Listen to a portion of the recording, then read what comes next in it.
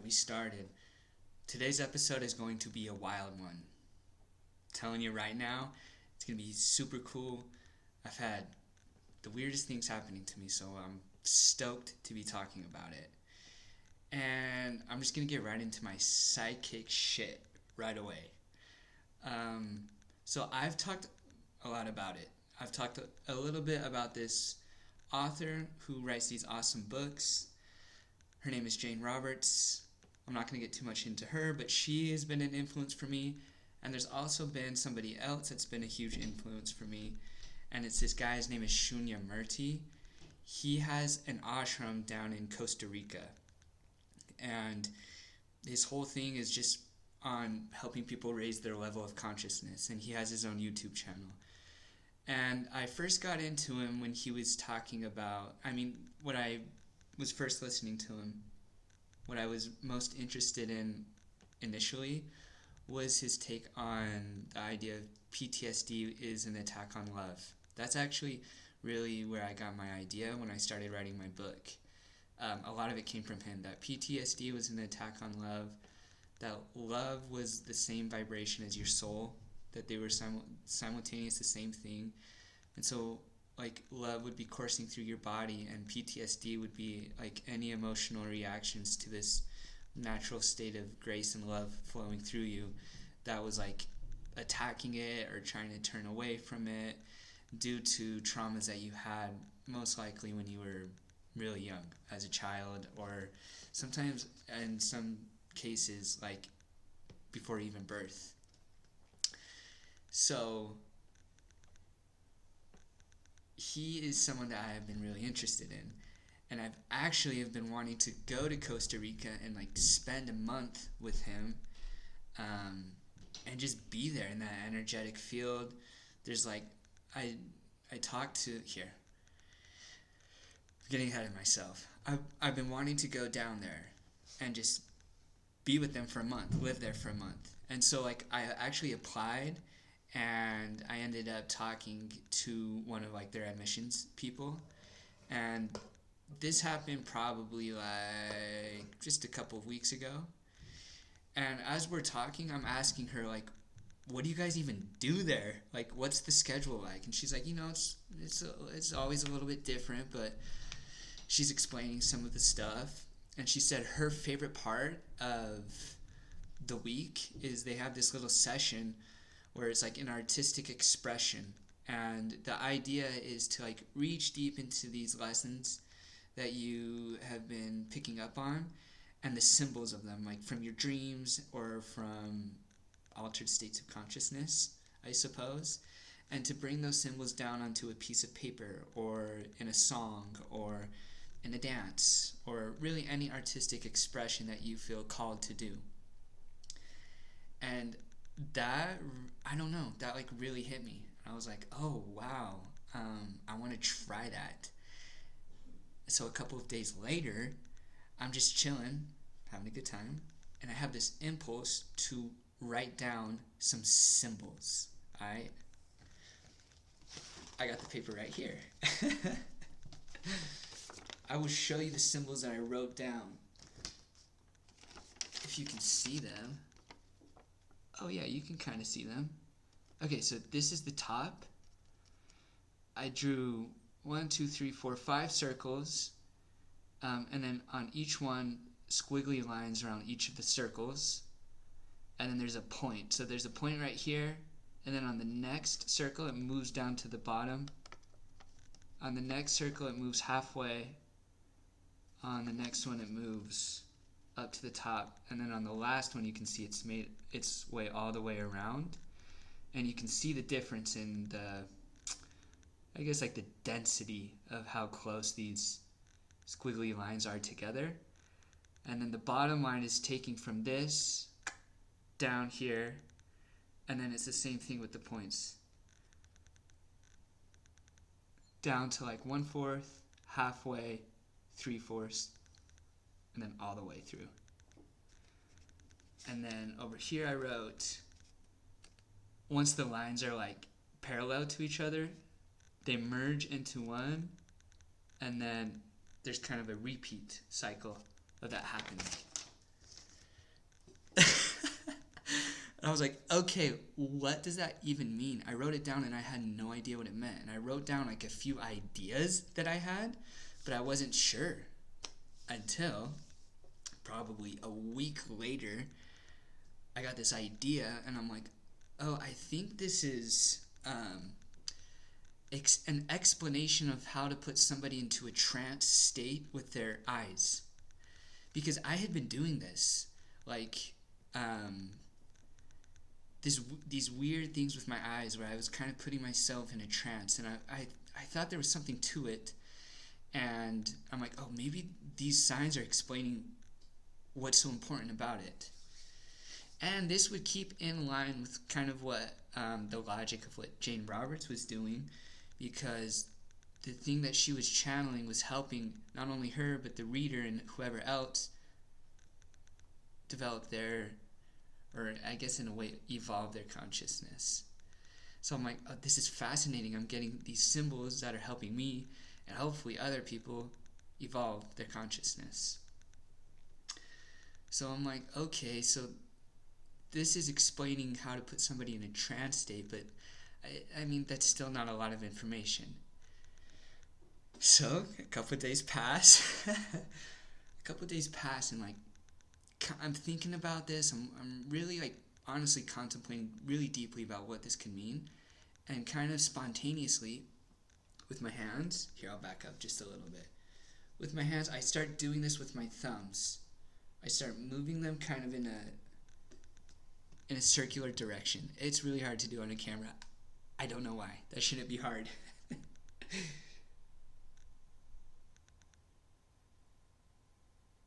Something like that.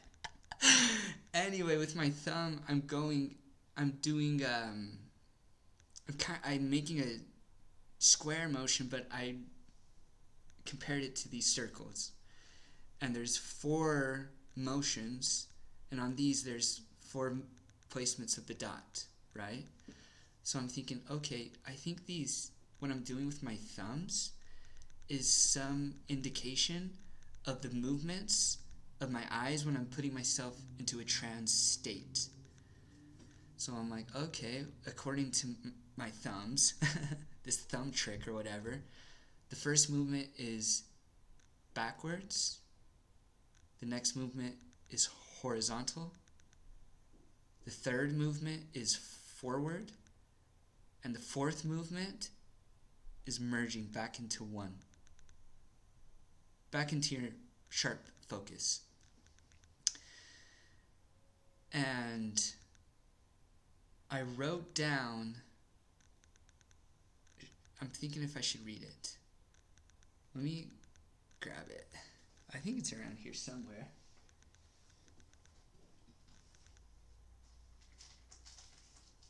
Oh yeah, okay. I'll read what I wrote down. So with each of these movements that you do with your eyes, I kind of have already tried to attempt to explain kind of what the motion feels like to yourself and how that affects your gaze and what the gaze looks like on each of these movements, because each one is slightly different.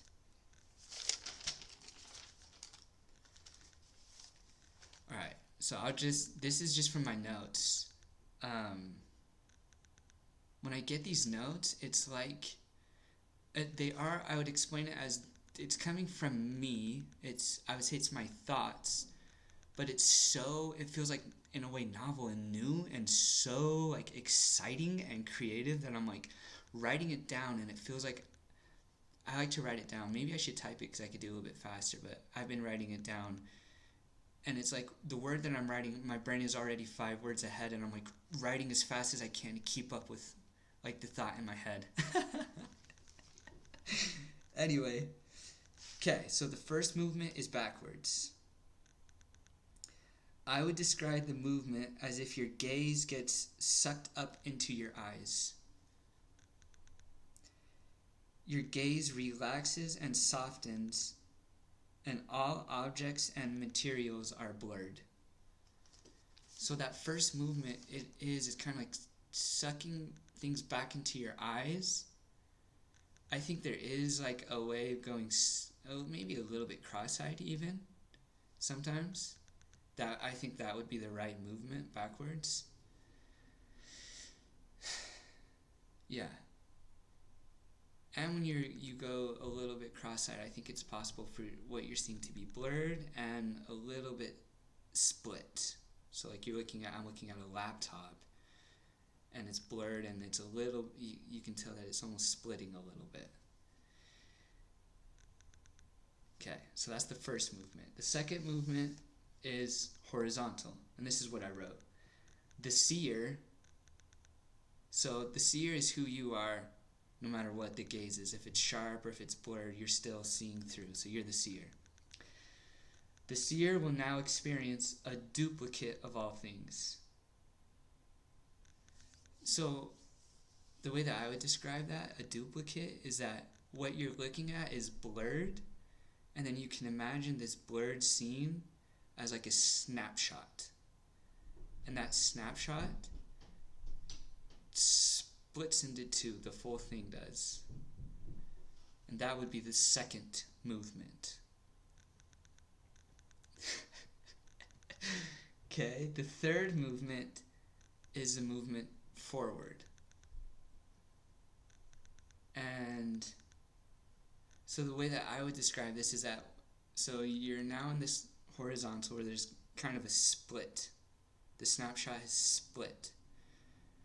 And the forward movement is as if things still kind of stay blurred, but it's like you put another snapshot in front of what you're looking at, and there's a sensation of moving forward.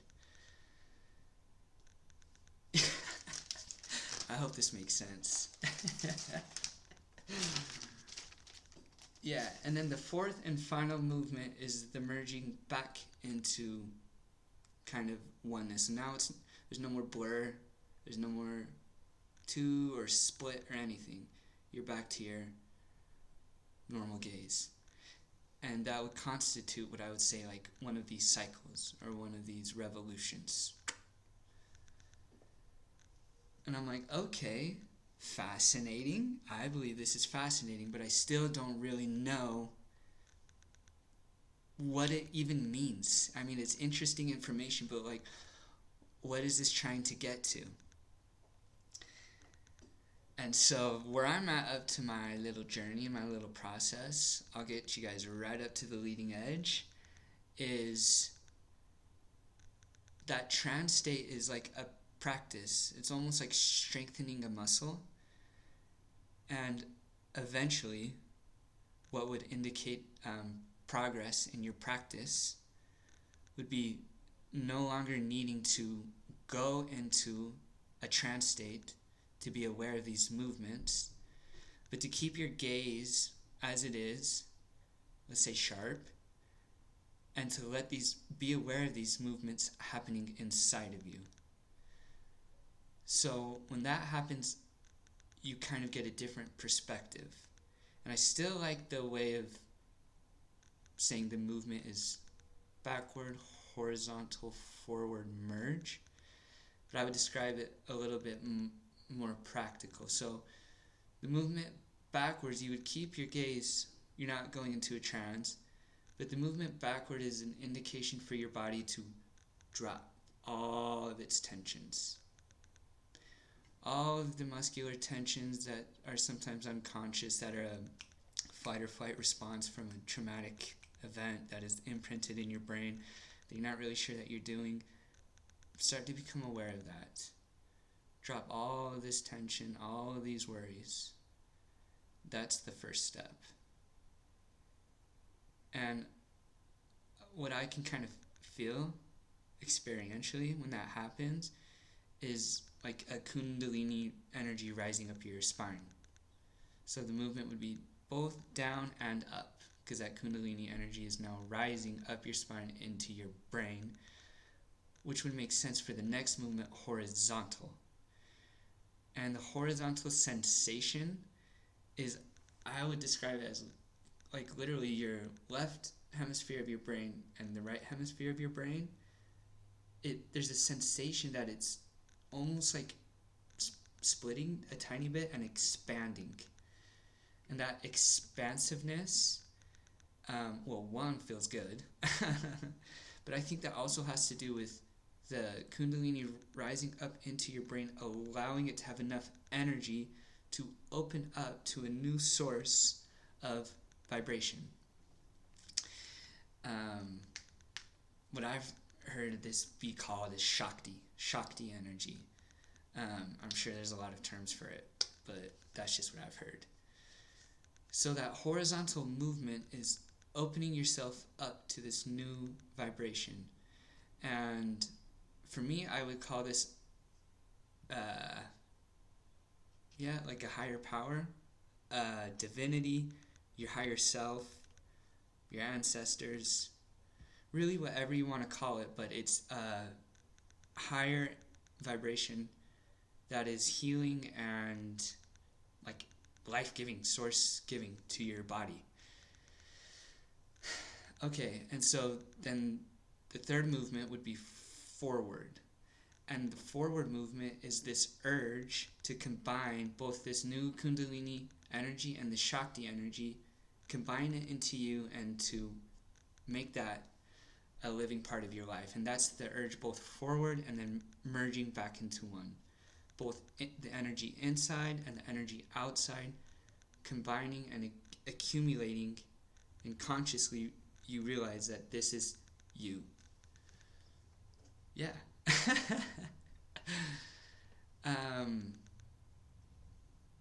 That's where I'm at with that. This has been seriously so fun. I understand that these symbols are just coming from myself, and these interpretations are kind of coming from myself, but it's fascinating that this deeper wisdom that I know myself, I would not be getting this unless I felt like I was really consciously trying to figure this out. And I think anybody can do this. It's just a matter of like really desiring this guidance system from the universe. Give you symbols and interpretations for it. Anyway, that's my video. Much love to everybody. Peace.